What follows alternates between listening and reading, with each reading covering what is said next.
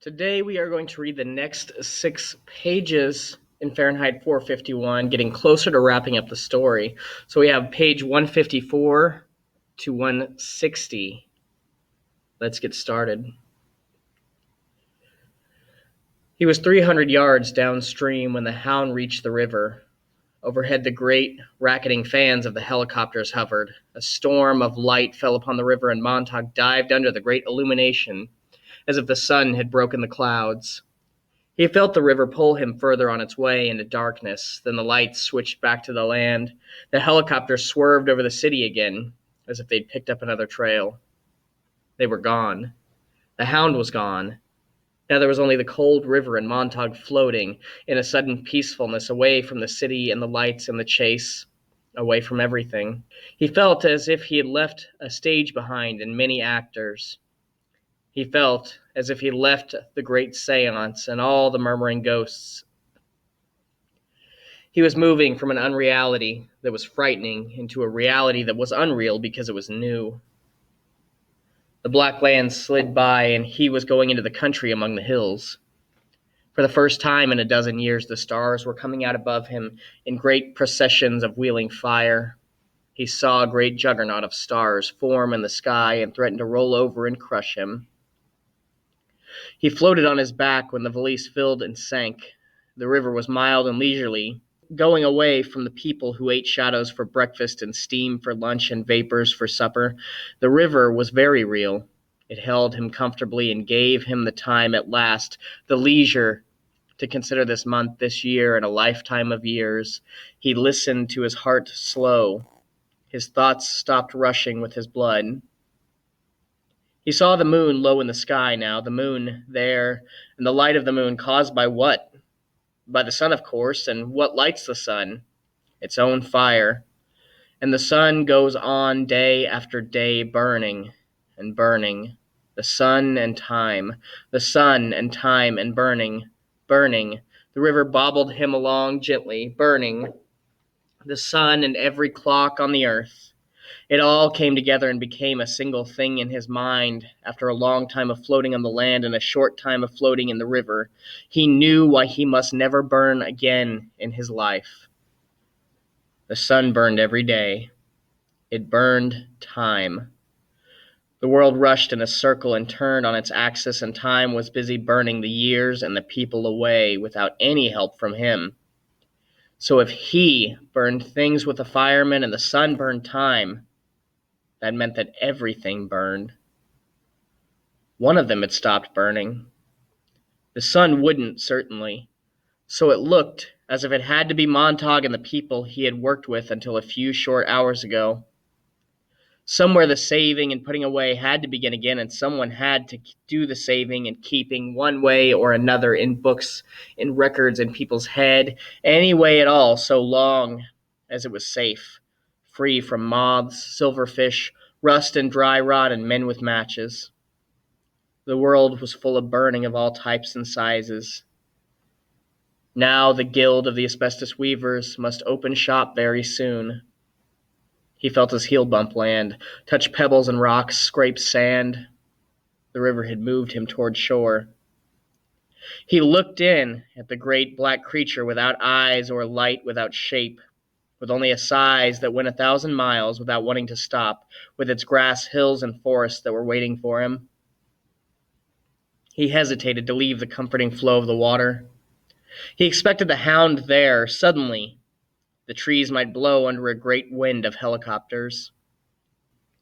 But there was only the normal autumn wind, high up, going by like another river. Why wasn't the Hound running? Why had the search veered inland? Montauk listened. Nothing. Nothing. Millie, he thought. All this country here. Listen to it. Nothing and nothing. So much silence. Millie, I wonder how you'd take it. Would you shout, "Shut up! Shut up!" Millie? Millie. And he was sad. Millie was not here, and the Hound was not here. But the dry smell of hay blowing from some distant field put Montauk on the land. He remembered a farm he had visited when he was very young. one of the rare few times he discovered that somewhere behind the 7 veils of unreality, beyond the walls of parlors, and beyond the 10 moat of the city, cows chewed grass and pigs sat in warm ponds at noon, and dogs barked after white sheep on a hill. Now the dry smell of hay, the motion of the waters, made him think of sleeping in fresh hay in a lonely barn away from the loud highways, behind a quiet farmhouse and under an ancient windmill that whirred like the sound of the passing years overhead. He lay in a high barn loft all night, listening to distant animals and insects and trees, the little motions and stirrings. During the night he thought below the loft he would hear a sound like feet moving, perhaps. He would tense and sit up. The sound would move away. He would lie back and look out the loft window very late in the night and see the lights go out in the farmhouse itself until a very young and beautiful woman would sit in an unlit window braiding her hair. It would be hard to see her, but her face would be like the face of a girl so long ago and is past now, so very long ago. The girl who had known the weather and never been burned by the fireflies, the girl who had known what dandelions meant, rubbed off on your chin. Then she would be gone from the warm window and appear again upstairs in her moon-whitened room. And then to the sound of death, the sound of jets cutting the sky in 2 black pieces beyond the horizon, he would lie in the loft, hidden and safe, watching those strange new stars over the rim of the earth, fleeing from the soft color of dawn. In the morning, he would not have needed sleep, for all the warm odors and sights of a complete country night would have rested and slept him while his eyes were wide and his mouth, when he thought to test it, was half a smile. And there at the bottom of the hayloft stair waiting for him would be the incredible thing. He would step carefully down in the pink light of early morning, so fully aware of the world that he would be afraid to stand over the small miracle and at last bend to touch it. A cool glass of fresh milk, and a few apples and pears laid at the foot of the steps. This was all he wanted now. Some sign that the immense world would accept him and give him the long time he needed to think all the things that must be thought. A glass of milk, an apple, a pear. He stepped from the river. The land rushed at him a tidal wave. He was crushed by darkness and the look of a country and the million odors on a wind that iced his body. He fell back under the breaking curve of darkness and sound and smell, his ears roaring. He whirled. The stars poured over his sight like flaming meteors. He wanted to plunge in the river again and let it idle him safely on down somewhere. This dark land rising was like that day in his childhood, swimming when from nowhere the largest wave in the history of remembering slammed him down in the salt mud and green darkness, water burning mouth and nose, retching his stomach, screaming, "Too much water! Too much land!" Out of the black wall before him a whisper, a shape, in the shape 2 eyes, the night looking at him, the forest seeing him, the hound. After all the running and rushing and sweating it out and half drowning to come this far, work this hard and think yourself safe and sigh with relief and come out on the land at last, only to find the hound. Montauk gave one last agonized shout as if this were too much for any man. The shape exploded away, the eyes vanished, the leaf piles flew up in a dry shower. Montauk was alone in the wilderness. A deer. He smelled the heavy musk like perfume mingled with blood and the gummed exhalation of the animal's breath, all cardamom and moss and ragweed odor, in this large night where the trees ran at him, pulled away to the pulse of the heart behind his eyes.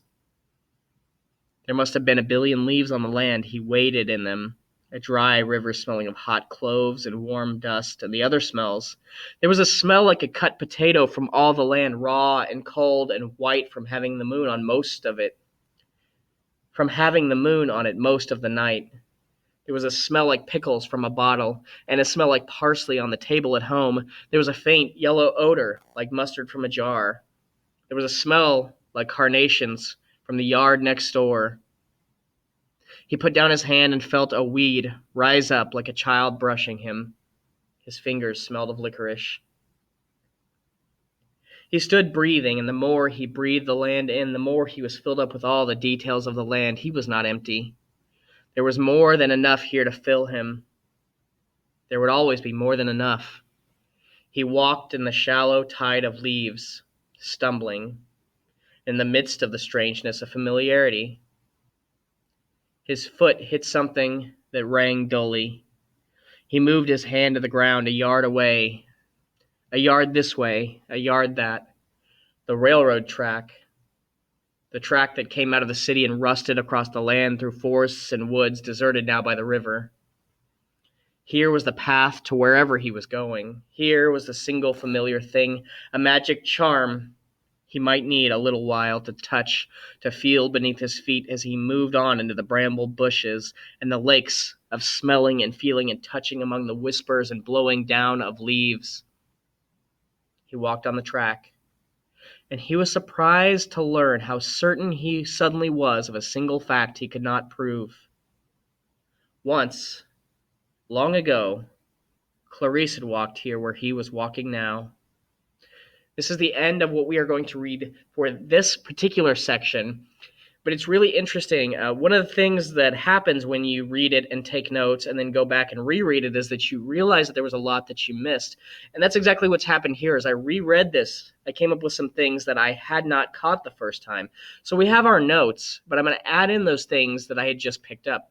The first thing I'm going to do is pull up this definition for a word that I missed at the very top, which is, as you can see here, we had the word musk, but we have a different word, juggernaut. Huge, powerful, and overwhelming force or institution. So let's go add this to our notes that we have here. We had musk, which I had added in a strong animal scent. Let's add this one in as well.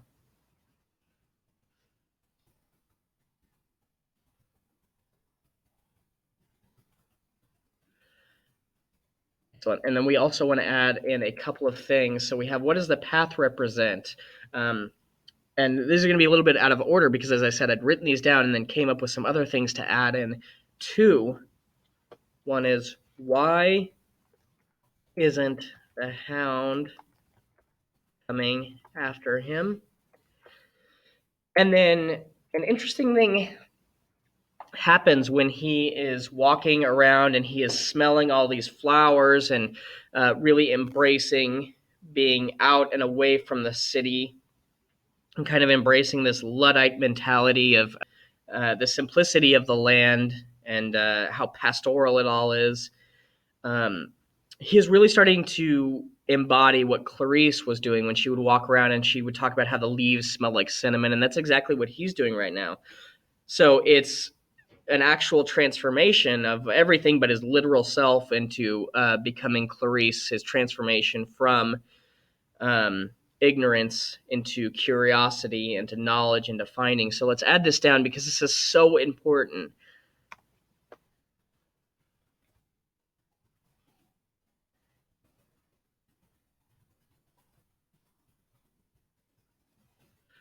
So Montague is transformed into Clarice. And as we look at that, that can help us answer this other question that we have up here, which is, what does the path represent?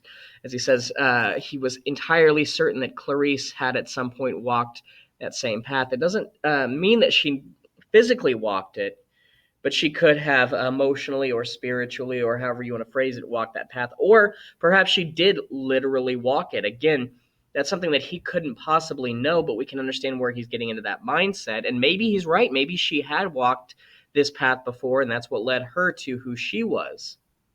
We also have a lot more dichotomy here between water and land, the peace versus the violence, the peace of the water versus the violence of everything that's happening on land, and the two colliding in the forms of the wave that he talks about in his memory. So a lot of really interesting stuff going on here. We have that in our key events that Montague floats out to the country on the river, and he is fantasizing about living on a farm in peace. He's kind of daydreaming about when he was a kid out there and what it would be like to be living out there currently and having somebody like Clarice that lives distant, but that they can still appreciate each other within proximity, and knowing that she, in his fantasy world is still alive and still thriving, and that they get to eat actual food. And so he's really kind of building up this utopian idea of what the country would be like away from everything. Now, we know that it's not actually like that, and that living on a farm isn't as pastoral and wonderful and peaceful as people like to think. If you've never been to a farm before, whatever you have in your head is not how it actually is. And it's definitely not a life for everyone, which is why not everybody lives on a farm. But for somebody who has never been there, that people often have kind of this idea, this idealized version of what it would be like. And then it ends with him walking down the old railroad tracks. So we'll see next time what happens at the very end of this story.